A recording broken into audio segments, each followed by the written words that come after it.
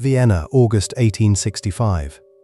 In a locked ward of a mental asylum, a man lies dying in the dark. His right hand is swollen black, the infection climbing steadily up his arm. Guards beat him 2 weeks earlier when he tried to leave, and the wound from that beating has turned septic. Within days, the infection will reach his blood, and he will die of exactly the disease he spent his entire career trying to stop. He was once one of the most promising physicians in Europe. He is dying, unknown and discarded, in a straitjacket. Hold that image for a moment, because we are about to go back 14 years and watch this same man save more lives than almost anyone else in the history of medicine, with an idea so simple that a child could follow the instructions. A quick warning before we go further: this one is bleak, and every word of it is true, including the part where the very field of medicine that destroyed him would, within a generation, adopt his method as one of the most important rules in the entire profession, and where his own name would become the permanent medical term for the exact kind of stubborn rejection that killed him. Let's go back to where this actually starts. Childbed fever was not unique to Vienna. Maternity hospitals across Europe, from Paris to London to Berlin, recorded similar unexplained spikes in mortality throughout the early 19th century, and in most of those cities, the pattern was quietly accepted as an unfortunate, unavoidable feature of hospital birth. The price, doctors assumed, of concentrating so many vulnerable women in one place. Nobody had yet connected the dots across institutions because nobody had yet found the actual thread running through them. That thread would first surface not in Paris or London, but in one specific building in Vienna, traced by one specific and largely friendless young doctor with nothing better to do than keep asking why. Vienna General Hospital, 1846.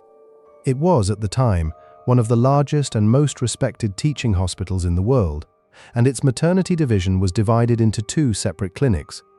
Both admitted laboring women in strict weekly rotation, so that neither the mothers nor the hospital could choose which clinic they entered. On paper, the 2 wards were identical. In practice, one of them was killing women at a rate that should have been impossible to ignore.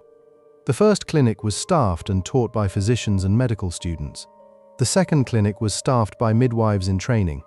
And year after year, the death rate in the first clinic from a condition called childbed fever ran several times higher than in the second. In some months, close to 1 in 10 women who gave birth in the doctor's ward died within days of delivery, screaming in pain, their abdomens swollen, while the ward attended entirely by midwives saw a fraction of that number.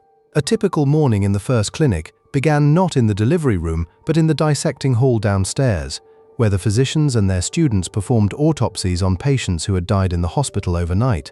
A routine, essential part of medical training at the time, and one nobody thought to question. Only once the morning's dissections were finished did the same men climb the stairs to the maternity ward and begin their rounds, examining laboring women one after another with the same hands, the same instruments, often without so much as pausing to rinse.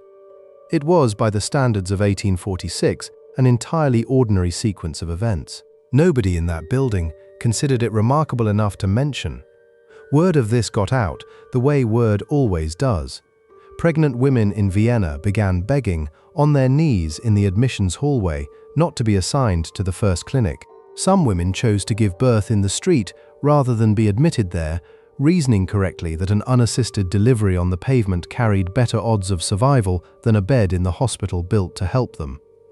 A 28-year-old physician named Ignaz Semmelweis had just taken a post as an assistant in that first clinic, and the gap in the numbers would not leave him alone. He began ruling out the obvious explanations, one by one, the way any careful investigator would. Overcrowding, wasn't it? The second clinic was, if anything, more crowded, since word of the first clinic's death rate had already driven anxious mothers to request the midwife's ward wherever they could. Climate, wasn't it? Since both wards shared the same building, the same air, the same season, sometimes separated by nothing more than a single corridor. He tested a theory that the ward's structure or the position of the beds relative to a religious procession that passed once through the wards was to blame. A real hypothesis taken seriously at the time, since a priest carrying last rites through the maternity ward to a dying patient elsewhere in the building was thought by some colleagues to frighten laboring women into fatal complications, through sheer psychological shock, and found no correlation once he had the priest quietly rerouted along a different corridor, bell silenced, with no change whatsoever to the death rate that followed.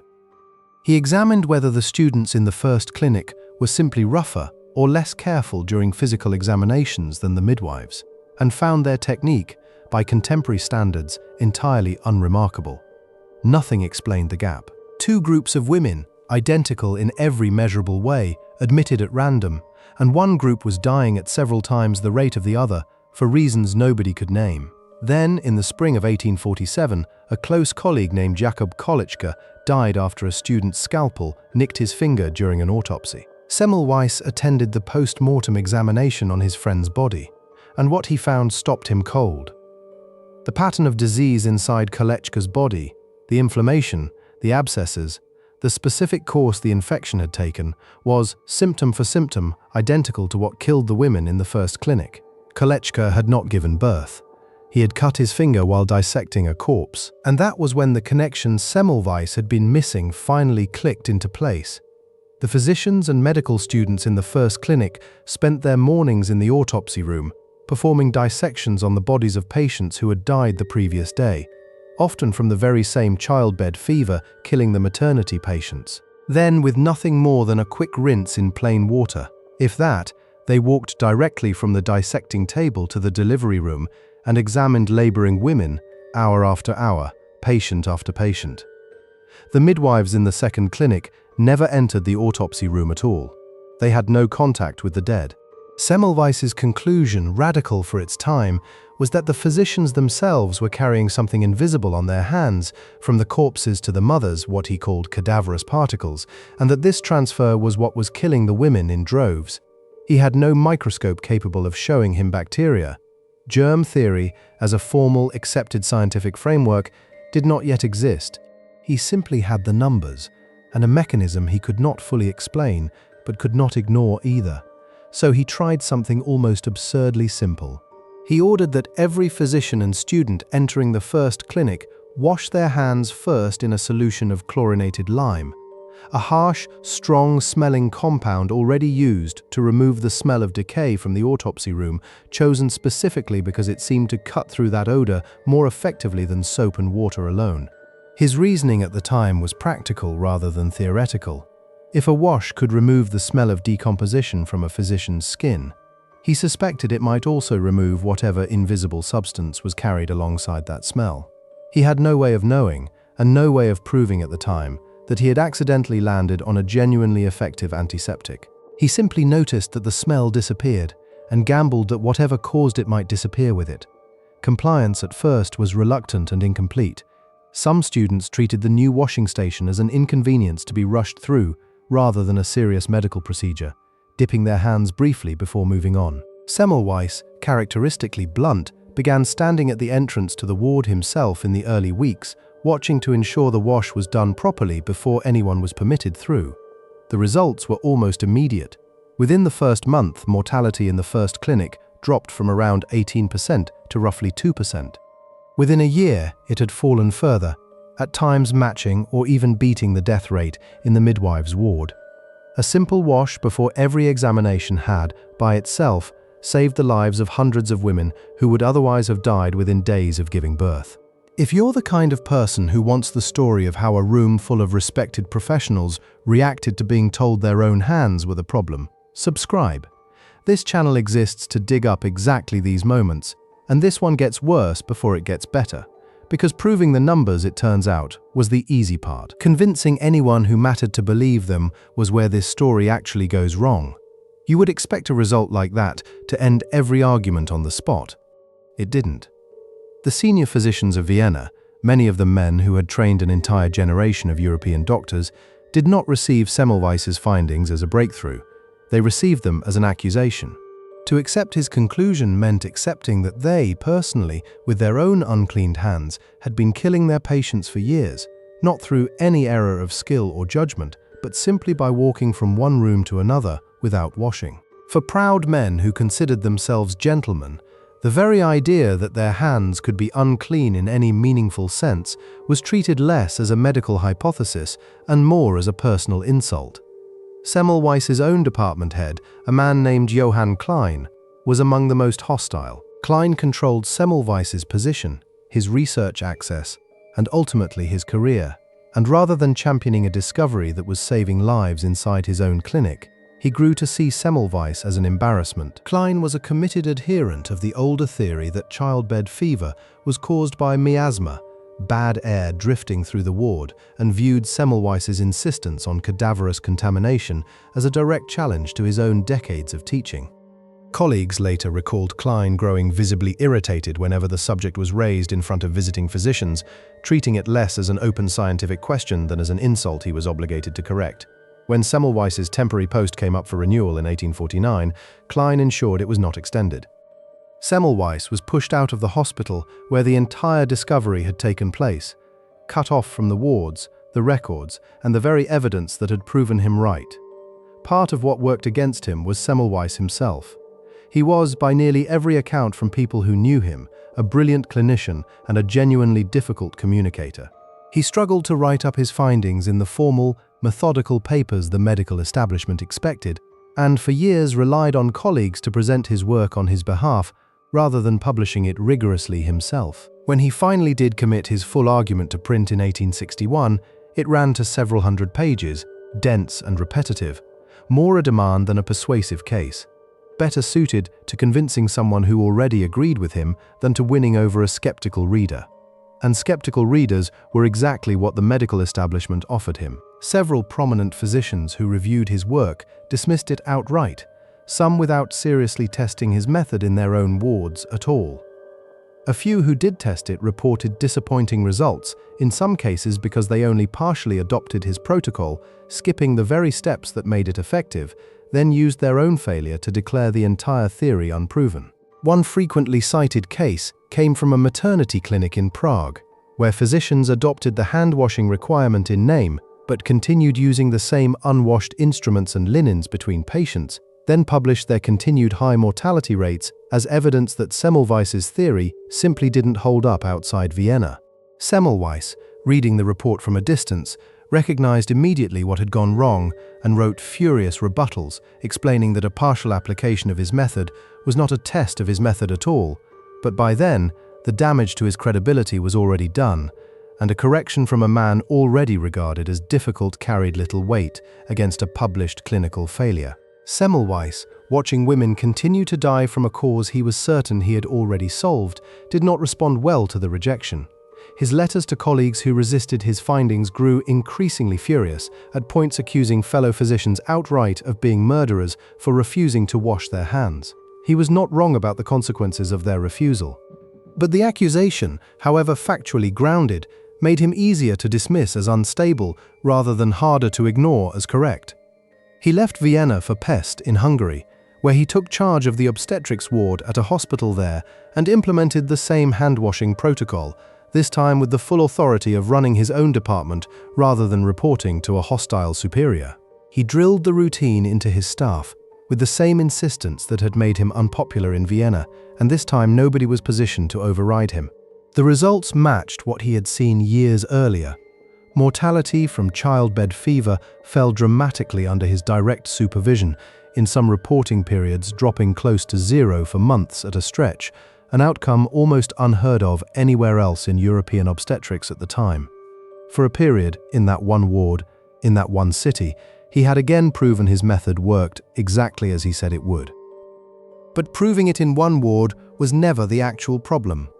The problem was convincing an entire continent of physicians to change a habit they didn't believe needed changing, based on the word of a man they had already decided to dismiss. Away from the hospital there had been, for a period, something closer to an ordinary life. In 1857, at 39, Semmelweis married a much younger woman named Maria Weidenhofer, and the couple had 5 children together, though only 2 would survive into adulthood. Colleagues who visited the household in the early years of the marriage described a man capable of warmth and even humor at home, a striking contrast to the increasingly bitter correspondence he was sending to physicians abroad. Whatever peace that home life offered him did not last. The professional isolation, the mounting infant deaths within his own family mirroring the deaths he was failing to prevent in maternity wards across Europe, and the sheer accumulated weight of being right and unheeded for the better part of 2 decades appear, from every surviving account, to have worn him down by degrees. Over the following years, those closest to Semmelweis began to notice a change in him that went beyond professional frustration. His behavior grew erratic. He was prone to sudden outbursts, increasingly disorganized in his personal affairs, and by some accounts began exhibiting memory problems and confusion inconsistent with the sharp, methodical mind that had traced the Kolochka connection years earlier. Historians and physicians looking back at the case have never fully agreed on the cause: some form of early dementia, a psychiatric breakdown brought on by years of professional isolation and grief, and more controversially, the possibility that he had contracted a late-stage illness of his own, are all theories that remain seriously discussed today. What is certain is that by the summer of 1865, the man who had once meticulously cross-referenced hospital mortality logs by hand was no longer capable of managing his own daily life.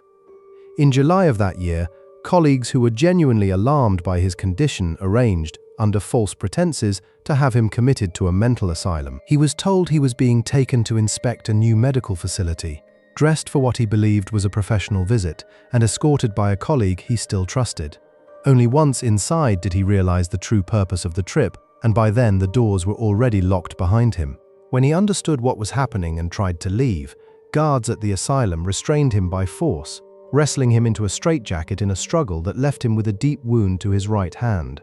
In the struggle, he sustained the wound that would, within 2 weeks, kill him, infected, largely untreated in a facility built for the mentally ill rather than the physically injured, spreading through his body exactly the way childbed fever had spread through the women he'd spent his career trying to save. He died on August 13, 1865, at the age of 47, in a locked ward, having been beaten by the very institution meant to be caring for him. His funeral in Vienna was sparsely attended. The medical establishment that had spent nearly 2 decades dismissing him did not turn out in force to mourn him, which brings us back to where we started. The man who proved that an invisible, unwashed contamination on a physician's hands could kill did not die from an accident of fate. He died because the people responsible for his care did not treat their own hands, in their own restraint of him, with anything close to the caution he had spent his life demanding. The irony was not poetic.